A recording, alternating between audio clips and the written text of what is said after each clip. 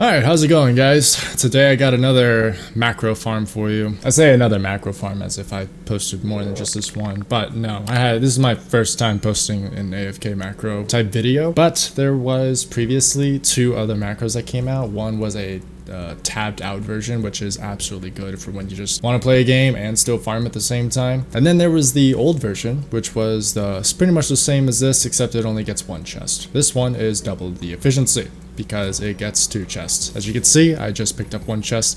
My guardian is already moving on over to the second chest before he orbits and restarts pretty much. It's over there, as you can see it. Just letting it, collect real quick, and then yeah, pulls out the orbit, goes over, relaunches the landing. So this macro was actually created by someone that you may all know. It's 2016 Toyota Corolla. He was world's second Root of Nightmares clear. Well, at least that's how I know him. And this is actually probably the smartest macro I've ever seen. It uses what he describes as pixel scanning. As you can see, in very short time here, my character will scope in and start scanning the area for chests, which I'm assuming is how he just gets the locations for the chests that he wants to go grab. So as right now, you can see it like kind of spazzing out all the place. Oh, got one of them, scanning a little bit, waiting for, I think, a second one, maybe. I don't know when it's gonna pop up. There it is, it just popped up and it got it. All right, so nice. Moving on now to go grab those. One disclaimer about this macro, though I do highly recommend it over the old one. The old one had 100% effectiveness when it came to collecting chests. This one, as you can see, it has a 12% chance to miss a chest. It's not perfect, but it's still highly efficient in my opinion, because, you do collect two every once in a while. Well, majority of the time you collect two. Let's be fair with it. But it's not perfect. It is gonna mess up. I'm sure 2016 Toyota Corolla is making all of the adjustments, or he did. This is his second version. This is the 1.2 version of this macro. And in the description, I will have both a link to his GitHub, where he does lay out the steps on how to set this up, as well as the Discord, where he dwells and talks about, either new stuff or just how to fix the current one, because obviously it's not perfect, right? But getting into it, I'm actually going to close this down and start going into it myself. The app session over, I am going to move this over here and start going over some settings. One, I'll just return to orbit real quick, and then go over the prerequisites that are pretty much the same steps in the GitHub. But if you aren't a reader and more of a visual learner, I got you right here for you. So one of the prerequisites, of course, is to have 100 mobility. It's important. Actually, matter of fact, just everything going forward here, just make sure you keep in mind that what I'm saying is very important to this macro.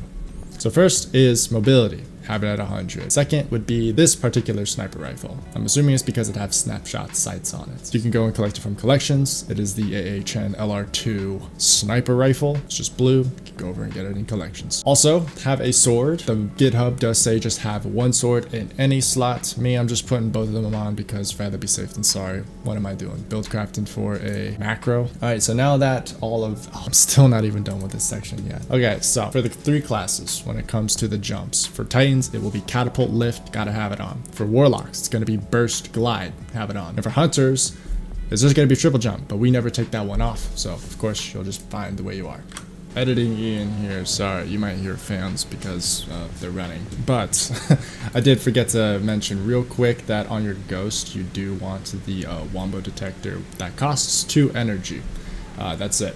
Now moving over to the settings, we're gonna go over the mouse and keyboard first. Okay, so sensitivity, 6. ADS sensitivity modifier, 1. Aim smoothing, off. Now when it comes to these keybinds, this macro does scan for your keybinds. It doesn't have to have them set to anything specific. Just 2 things to keep in mind. Don't have it overlapping with something that already exists. So like move forward is W. Don't have your map open set to W. Easy, right? But the one that you do need to add, because I do believe a lot like all these other open menu starts are just, bindless. You do need open start menu settings bound to a key. Just make sure it doesn't overlap with anything and you're good. So I set mine to B, and then, your toggle sprint should be set to shift. But honestly, if you have that set to anything else, I'm questioning you. Moving over to video settings, I have it in windowed. He does say to have it in windowed, but apart from having it in windowed, he says that the resolution does not matter. Me, I'm just putting it at 720 because easy, I guess. Next, VSync, turn it off. For your frame cap, turn it on and have your frame cap 230. For your screen bounds, you need them maxed. So mine wasn't maxed and it actually was messing with it. It was like a pixel off of max, So just make sure that it's all maxed out, have none of these black bars on the sides, and you'll be all set there. For your brightness, have it at 7. Let it scan for pixels. I'm assuming brightness is very important. Scrolling all the way down to additional video, render resolution at 100, HDR's off, chrome off, film grain off. Moving over to gameplay, your HUD opacity, put it at full. I normally have mine at low, so I'm just letting you guys know if yours isn't defaulted by full all the time, just put it at full. Make sure your colorblind mode is off. It does mess with it a little bit, I would assume. And that's all there. And once you have that all set up, you are done. So now I'm going to bring this over here to where my face cam is covering up half the screen for you and pulling it out so that the macro. So when you get it, you're going to get a zip file. Just leave the macros where they are. Don't take it and drag it over, because I'm sure these two especially, they do like feed into each other. I saw when I was editing the script that overlay class does like call for gdip or whatnot. All you need is the double chest farm. You just double click that, open it, call it a day, right? So here, it just asks you for your class. So this one is a Titan. And on the character select screen, my Titan is at the very bottom of the list. So just put bottom. And since I have the AA Chen that is kinetic, leave it as kinetic, click OK. Down here, as you can see, F3 to start, F4 to stop, and then F5 just to close it down completely. It has stats, which I thought was extremely cool. But as of right now, since all the prerequisites are done, you can see here that the macro actually goes and closes your fire team for you, just in case you forgot that part. Changes your character. It's doing its own prerequisites at the moment as well. And right there, my Titan is at the bottom of the list, therefore it instantly clicks it. And now it is officially ready to go, and it's going to just start up your farm for you at the moment. So this does have the efficiency of getting 2 exotic class items per run, or per hour. 2 exotic class items per hour. Though my stats don't show that, other people's do. I'm just an extremely unlucky person. Which brings me to the reason why we even do this to begin with. Because I'm the most unlucky person alive.